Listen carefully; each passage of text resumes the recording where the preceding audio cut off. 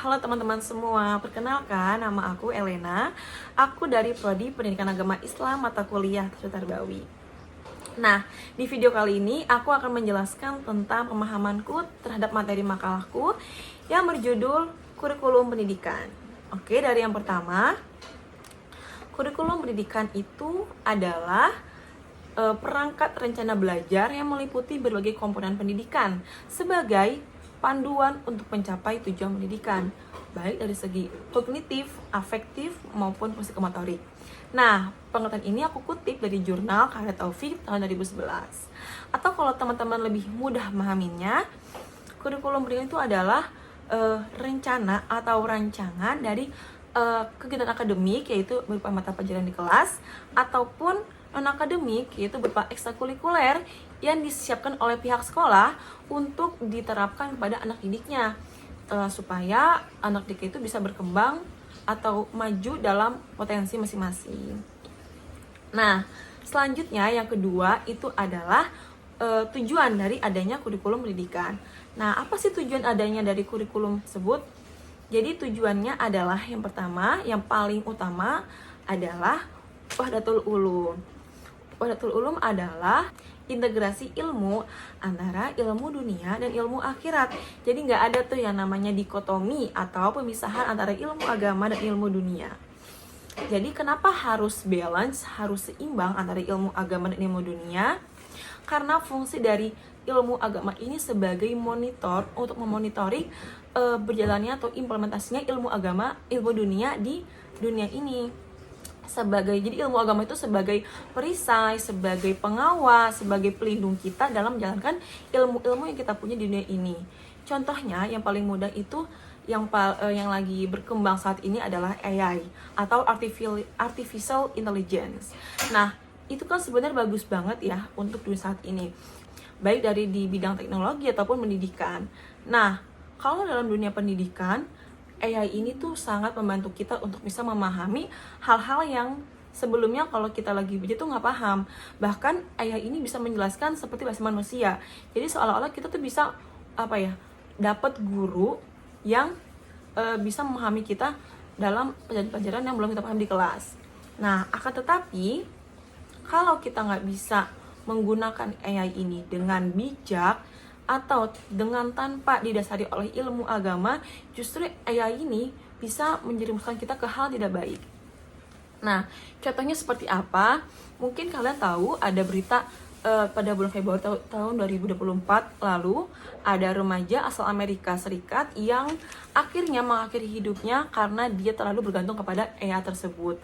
Nah, jadi anak ini tuh merasa kehidupan di dunia nyata itu tidak terlalu asik, tidak terlalu nyaman dibanding dunia virtual yang dia jalani bersama AI chatnya.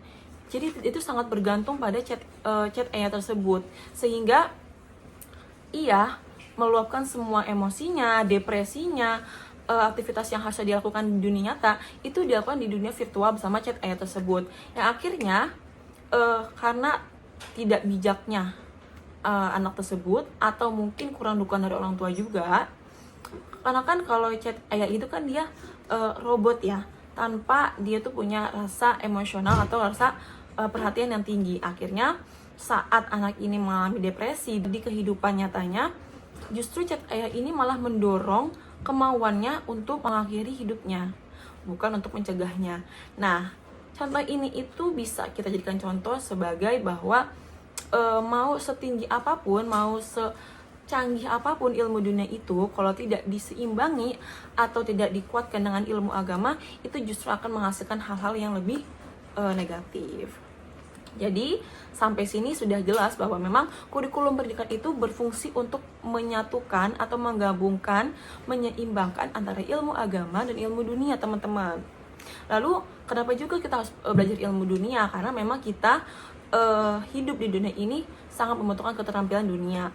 Bahkan adanya hadis Rasulullah, yaitu Bismillahirrahmanirrahim, man arada dunya fa'alaihi bil ilmi wa man arada akhirah fa'alaihi bil ilmi wa man arada huma fa'alaihi bil ilmi. Jadi memang barang siapa yang menginginkan dunia ya dengan ilmu, dan yang menginginkan akhirat juga dengan ilmu. Dan apabila dia ingin dua-duanya, dengan ilmu. Jadi memang ilmu dunia dan ilmu akhirat sangat diperlukan dalam kehidupan saat ini.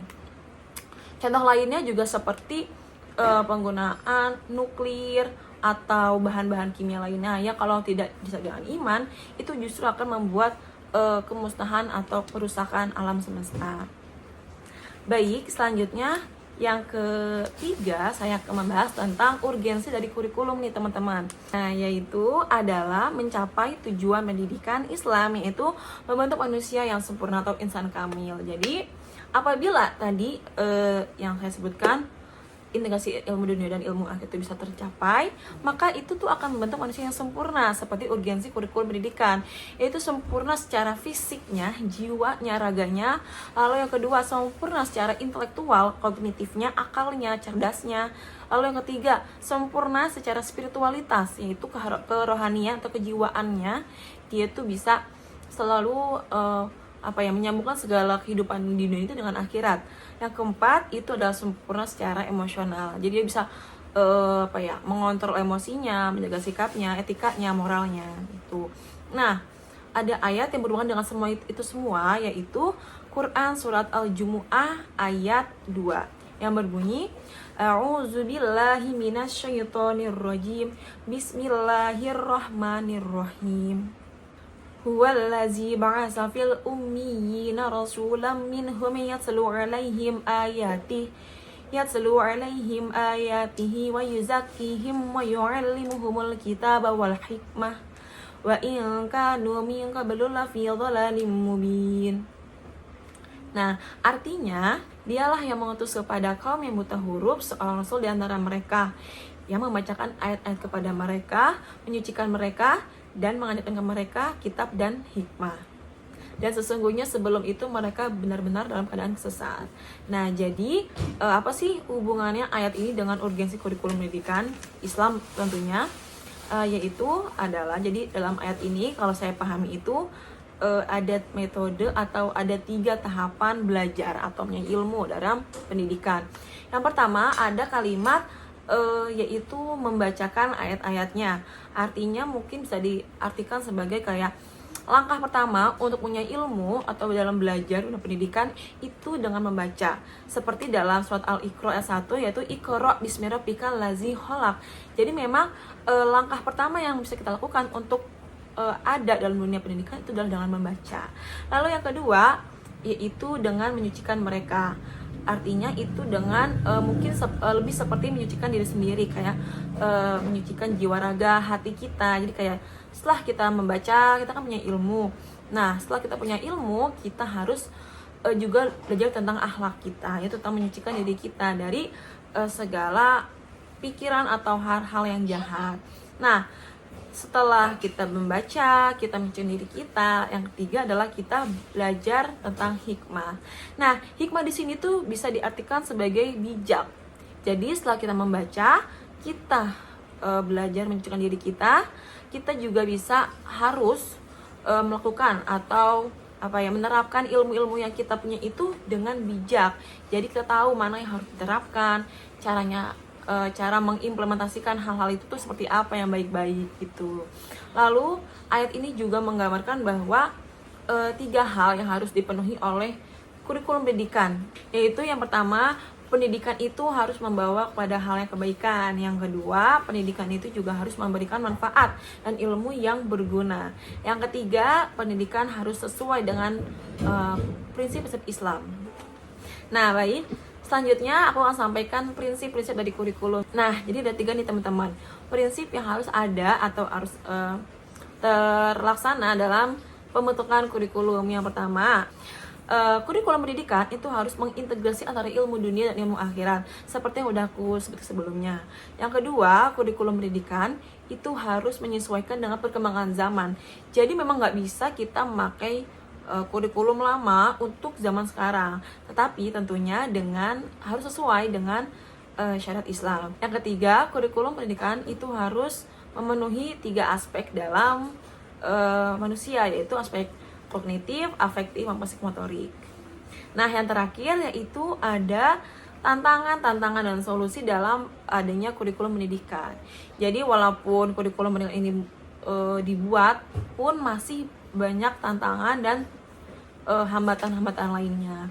Yang pertama itu adalah kurangnya guru atau kurangnya guru-guru yang berkualitas. Jadi memang masih banyak banget guru-guru di Indonesia yang saat ini itu masih kurang memahami atau menguasai kurikulum pendidikan yang diterapkan saat itu juga saat ini. Nah, apa sih solusi yang bisa diterapkan? Yang pertama, kita bisa mengadakan pelatihan khusus atau pelatihan yang intens kepada guru-guru. Nah, yang kedua juga bisa kita memberikan modul atau panduan yang lebih mudah dipahami gitu. Jadi guru-guru itu bisa paham lebih mudah. Yang ketiga, kita bisa memfasilitasi para guru ini ketika sedang belajar atau ada forum-forum pelatihan guru. Nah, yang kedua masalahnya atau tantangannya adalah fasilitas sekolah yang tidak merata.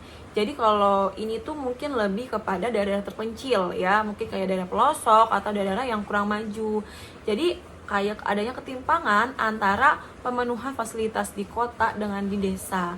Hal ini pun bisa ditanggulangi atau bisa disolusi dengan yang pertama, dengan pemerintah itu harus meningkatkan fasilitas atau meningkatkan distribusi fasilitas dengan merata. Jadi nggak hanya penuhan yang di kota tapi juga di daerah terpencil.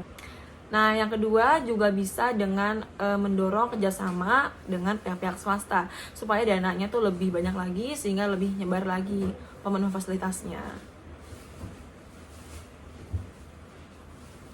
Yang ketiga tantangannya adalah kurangnya keterlibatan orang tua dalam dunia pendidikan. Nah, jadi saat ini tuh masih banyak orang tua yang awam yang kurang melibatkan dirinya dalam proses pendidikan anaknya, sehingga tujuan dari dunia pendidikan itu tuh kurang tercapai. Karena memang pada dasarnya anak itu kan lebih banyak di rumah daripada di sekolah. Tapi ketika orang tuanya lepas tanggung jawab, itu akan mengurangi atau menghambat tujuan pendidikan tersebut. Hal-hal yang bisa diberikan solusinya itu seperti yang pertama, mengadakan program parenting kepada orang tua di sekolah. Jadi orang tua yang emang belum paham tentang pentingnya pendidikan itu bisa lebih paham lagi karena ada penyuluhan yang lebih mendalam kepada orang tua tersebut. Nah, yang kedua, melibatkan kegiatan sekolah yang berhubungan dengan orang tua kayak workshop atau seminar. Yang ketiga, orang tua itu harus aktif atau harus berkomunikasi dengan wali kelas masing-masing. Jadi para wali kelas dan orang tua itu bisa saling bertukar pikiran bagaimana cara mengembangkan anak tersebut. Yang terakhir tantangannya adalah perubahan kurikulum yang terlalu cepat. Karena memang seperti contohnya di negara kita, perubahan kurikulum ini memang agak cepat ya, relatif cepat. Jadi kayak dari KTSP, lalu mulai ke Kurtilas, lalu juga kurikulum Merdeka, itu tuh dalam waktu yang memang nggak terlalu lama. Sehingga masih banyak guru-guru dan siswa-siswa yang belum bisa memahami apa sih perbedaan antara kurikulum ini dengan kurikulum itu. Nah, hal ini tuh bisa menghambat tujuan pendidikan, juga menghambat berjalannya kegiatan pembelajaran di sekolah. Sehingga hal ini tuh perlu adanya evaluasi. Nah, solusinya adalah yang pertama itu bisa mengkaji ulang sebelum mengganti atau merenovasi kurikulum pendidikan. Jadi nggak hanya langsung ganti metode kurikulum, tapi juga harus dikaji ulang, dievaluasi apakah ada yang kurang, ada yang salah. Kalau memang belum terpenuhi, mungkin sebaiknya di next dulu gitu, kayak di continue terlebih dahulu, nggak langsung diganti, karena nantinya tuh banyak anak-anak yang kebingungan bagaimana metode selanjutnya. Yang kedua, yaitu jangan juga memberikan waktu transisi atau waktu pergantian kurikulum itu yang cukup tepat. Baik, sampai di sini penjelasan saya tentang kurikulum pendidikan. Semoga membantu Anda untuk memahami apa sih kurikulum pendidikan, bagaimana implementasinya, atau prinsip-prinsip yang bisa digunakan. Kurang lebih mohon maaf. Wassalamualaikum warahmatullahi wabarakatuh.